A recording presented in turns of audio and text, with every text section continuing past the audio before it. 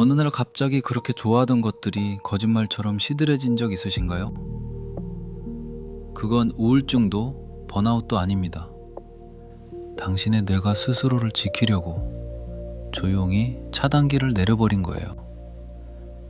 안녕하세요. 심리학을 말랑말랑한 점토처럼 빚어내는 채널 엠메들다입니다. 시작하기 전에 구독과 좋아요 한 번씩 꼭 눌러주시면 큰 힘이 됩니다.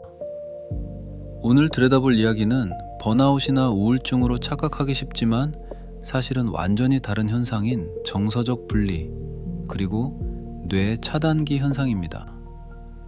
이게 왜 끝이 아니라 진짜 회복의 시작인지 지금부터 천천히 풀어드릴게요. 자, 한번 상상해보세요. 출퇴근길에 매일 듣던 플레이리스트를 오랜만에 다시 틀어봅니다.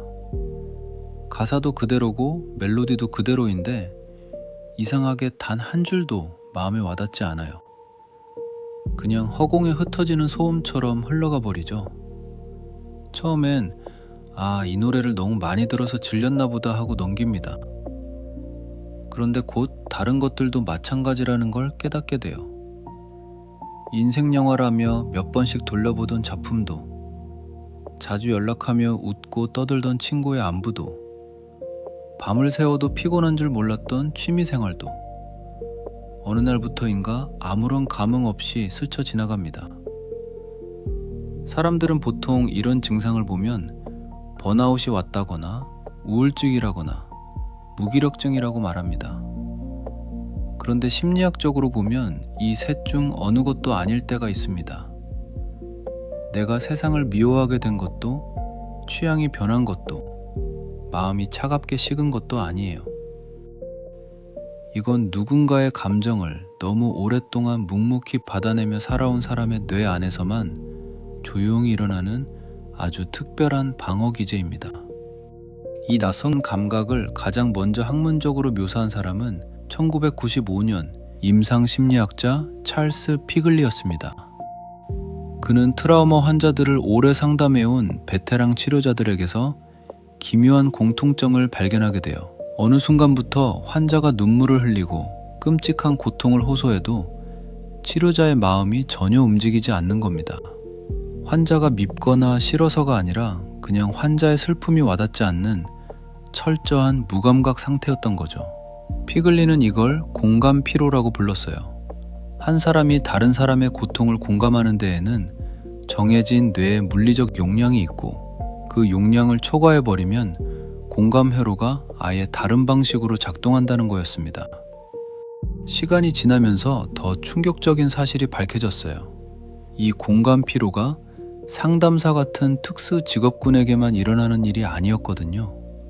평범한 일상 속 가족관계, 연인관계, 직장생활, 친구 사이에서도 똑같이 일어나고 있었습니다. 매일 불안해하는 연인의 곁을 지킨 사람, 우울한 부모님의 푸념을 평생 들어준 자녀, 직장 동료들의 감정 쓰레기통을 자처했던 사람들, 이런 분들에게 어김없이 찾아옵니다. 특히 천성적으로 공감 능력이 뛰어난 분들, 그러니까 다른 사람의 표정만 봐도 기분을 알아차리고 친구가 힘들다고 하면 내일처럼 같이 아파하는 따뜻한 분들이 이 과부하를 정말 빠르게 겪어요. 늘 주변을 챙기던 사람이 어느 날 갑자기 감정을 잃어버리는 거죠. 반대로 평소에 감정 표현이 적고 이성적으로 사고하는 분들은 원래도 감정의 진폭이 크지 않은데 이 차단기 현상까지 겹치면 완전한 진공 상태에 빠져버립니다. 어떤 성향이든 이 상태에 빠지면 내가 변했나? 내가 이렇게 피도 눈물도 없는 사람이었나? 하고 스스로를 탓하기 마련이에요. 근데요, 절대 자책하실 필요 없습니다. 그건 성격이 나빠진 게 아니라 학문적으로 정확히 정의된 특정 상태에 들어선 것뿐이거든요. 1981년 사회심리학자 크리스티나 마슬라크는 번아웃을 3단계로 정립했습니다. 첫 번째는 정서적 소진. 늘 피곤하고 감정이 달아있는 상태로 본인도 힘들다는 걸 명확히 인지하는 시기입니다. 쉬고 싶다. 모든 게 부담스럽다. 이렇게 주변에 SOS를 치기도 하죠. 진짜 핵심은 두 번째 단계입니다. 마슬라크는 이걸 비인격화, 즉 정서적 분리라고 불렀어요. 이 단계에 들어선 사람은 신기하게도 더 이상 지치거나 괴롭지 않습니다. 대신 주변 사람들이 마치 생명력 없는 로봇이나 인형처럼 보이기 시작해요. 동료가 심각하게 고민을 털어놔도, 가족이 눈물을 흘려도, 한때는 잠도 못 잤을 일들을 마주해도 그 어떤 감정의 파동도 일어나지 않습니다. 마치 두꺼운 방음 유리창 너머로 무성 영화를 관람하는 기분이에요. 그리고 당사자는 이걸 완벽한 평온함이라고 착각합니다. 오랫동안 나를 괴롭히던 마음의 소음이 드디어 멈췄으니까요. 아프던 상처가 더는 아프지 않으니 다 나았다고 착각하는 거죠. 마슬라크는 바로 이 두 번째 단계를 가장 위험한 시기라고 경고했어요. 스스로 회복됐다고 믿으면서 나 이제 진짜 괜찮아졌어 라고 말하며 사람들과 거리를 두기 시작하거든요. 그럼 이 단계에서 우리 뇌 안에서는 무슨 일이 벌어지고 있을까요? 2014년 독일의 한 신경과학 연구소에서 이런 분들의 뇌를 직접 MRI로 촬영해 봤어요. 처음에는 타인의 고통에 공감하느라 뇌의 공감 영역이 24시간 과부하 상태로 시뻘겋게 켜져 있었습니다. 그러다 어느 임계점을 넘는 순간 이 영역의 반응이 한 번에 툭 하고 끊어집니다. 전구가 서서히 꺼지는 게 아니라 안전을 위해 건물 전체의 두꺼비집 차단기가 퍽 하고 강제로 내려가 버리는 현상이에요. 신경과학에서는 이걸 다운 레귤레이션이라고 부릅니다. 너무 오랫동안 찢어질 듯한 비명을 들은 귀가 어느 순간 그 주파수를 자동 차단해 고막을 보호하는 것과 똑같은 생존 메커니즘인 거죠. 근데 여기서 비극적인 문제가 발생합니다. 이 차단기는 나를 힘들게 했던 부정적인 감정만 골라서 차단해주지 못해요. 그냥 감정이 들어오는 회로 전체의 메인 볼륨을 아예 0으로 낮춰버리거든요. 그래서 내가 사랑했던 노래, 재밌어 했던 영화, 가슴 뛰게 했던 취미에 대한 감각까지 모조리 막혀버립니다. 무감각해진 게 아니라 감정이 지나다니는 통로 자체가 굳게 닫혀버린 거예요. 머리로는 내가 저 노래를 좋아했다는 걸 뚜렷하게 기억하지만 그 기억이 가슴의 감각으로 변환되지 않는 지독하게 혼란스러운 상태가 됩니다. 이 시기에 특히 위험한 착각이 하나 있어요. 내 감정이 사라진 걸 두고 나는 이제 완벽한 이성적 판단을 할 수 있는 해탈의 상태에 도달했다고 해석하는 겁니다. 나는 더 이상 얄팍한 인간관계에 흔들리지 않아 사람들의 본심을 다 꿰뚫어 볼 수 있어 라며 자신을 한 차원 높은 특별한 존재로 여기게 되거든요.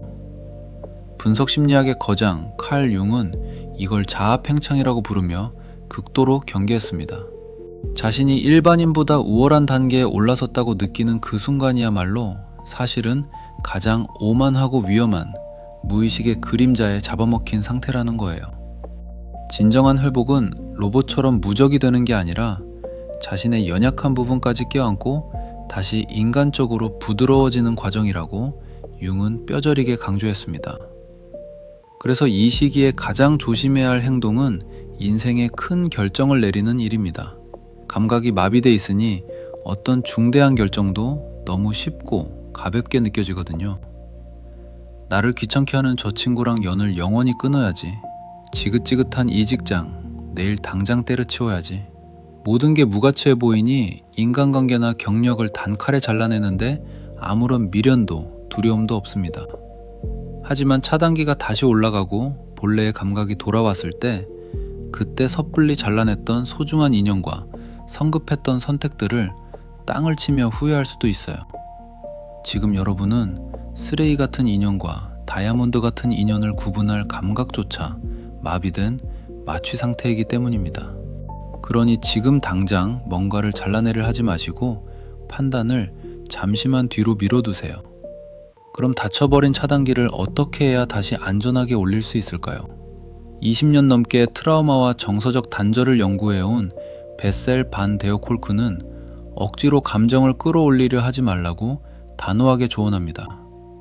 슬픈 영화를 보면서 눈물을 쥐어짜려 하거나 더 자극적인 감정으로 뇌를 깨우려 하면 우리 뇌는 그걸 또 다른 위협으로 인식하고 방어벽을 더 두껍게 쳐버려요. 마음의 문을 더 꽉 잠가버리는 셈이죠. 그가 제시한 회복의 경로는 의외로 작고 단순합니다. 바로 미세한 신체의 감각부터 천천히 다시 만나는 거예요. 아침에 일어나 마시는 따뜻한 물 한 잔이 식도를 타고 천천히 넘어가는 그 온도, 세수할 때 손끝과 얼굴 피부에 닿는 시원한 물의 청량한 촉감, 산책하며 땅을 디딜 때마다 발바닥에 전해지는 묵직한 압력, 숨을 깊게 들이마시고 내쉴 때마다 풍선처럼 부풀었다 가라앉는 가슴의 움직임. 이 작고 하찮아 보이는 감각들을 어떤 판단도 내리지 않고 있는 그대로 느껴보는 겁니다. 좋아하는 음식을 먹을 때도 맛있다, 맛없다 평가하기 전에 혀끝에 닿는 부드러운 질감과 코끝을 맴도는 향기를 그냥 조용히 음미해 보세요. 햇빛 좋은 날 공원 벤치에 앉아 손등 위에 내려앉는 볕의 따뜻함을 가만히 느껴보시고요. 이건 대단한 자기계발이나 어려운 명상이 아닙니다. 차갑게 닫혀버린 감정 회로 옆에 있는 안전하고 평화로운 신체 회로를 살짝 두드려서 뇌에게 이제는 경계를 풀어도 좋다는 신호를 보내는 과학적으로 검증된 회복 메커니즘이에요. 처음에는 아무런 변화도 안 느껴질 겁니다. 며칠, 길게는 몇 주, 때로는 몇 달이 걸릴 수도 있어요. 조급해하지 마세요. 무뎌진 신경회로가 다시 연결되는 데는 절대적인 시간이 필요하니까요. 그렇게 작은 감각들을 돌보다 보면 어느 날 문득 출근길에 무심코 올려다본 파란 하늘이 눈부시게 아름답게 느껴지는 순간이 옵니다. 잊고 있던 노래의 한 소절이 메말랐던 가슴 한구석을 툭 하고 부드럽게 건드리는 마법 같은 순간이 반드시 찾아옵니다. 차를 마시며 향기가 참 좋구나 하고 무심결에 미소 짓게 되는 그 찰나. 그게 바로 굳게 닫혀있던 여러분 뇌의 차단기가 다시 환하게 올라갔다는 첫 번째 신호입니다. 감각이 돌아온다고 해서 예전처럼 남의 감정에 휘둘리고 툭 하면 상처받는 약한 사람으로 되돌아가는 건 결코 아니에요. 오랫동안 타인의 감정을 받아내다 한번 완전히 무너져 본 사람, 그리고 그 깊고 어두운 단절의 터널을 묵묵히 걸어 지나와 스스로의 힘으로 다시 감각의 불씨를 살려낸 사람은 예전과는 비교할 수 없을 정도로 훨씬 더 부드럽고 동시에 비범하게 단단해집니다. 누구의 감정에 따뜻하게 문을 열어주고 누구의 무례한 감정에 단호하게 선을 그어야 할지 머리로 계산하기 전에 몸이 먼저 지혜롭게 알아차리게 되거든요. 그건 타인에게 벽을 치는 차가운 사람이 되는 게 아니라 자기 자신을 잃지 않은 채로 온전하게 다시 누군가 옆에 다정히 앉을 수 있게 되는 기적 같은 변화입니다. 오늘 이 이야기가 텅 비어버린 마음에 조금이나마 따뜻한 위로의 온기가 되었기를 바랍니다. 혹시 지금 그토록 좋아했던 것들이 다 시들해져서 길을 잃은 것 같은 분이 계시다면 너무 깊이 걱정하지 마세요. 당신은 고장난 게 아닙니다. 더 크고 깊은 바다 같은 사람으로 나아가기 위해 당신의 뇌가 잠시 깊고 조용한 숨을 고르고 있는 중이니까요. 오늘 영상이 다쳤던 마음에 작은 파동을 일으켰다면 나가시기 전에 구독과 좋아요 꼭 눌러주시길 부탁드립니다. 그리고 혹시 여러분도 이 차단기 현상을 겪고 계시거나 그 시기를 무사히 지나오셨다면 댓글창에 경험담을 편안하게 나눠주세요. 우리는 모두 다르게 살아가지만 결국 같은 마음의 모양을 찾아가는 여행자들이니까요. 다음 시간에도 여러분의 일상에 포근하게 스며들 새로운 이야기, 점토를 빚어서 찾아오겠습니다. 오늘 하루도 누구보다 스스로의 작은 감각들을 사랑하는 따뜻한 하루 보내세요. 지금까지 M 몇을다였습니다. 감사합니다.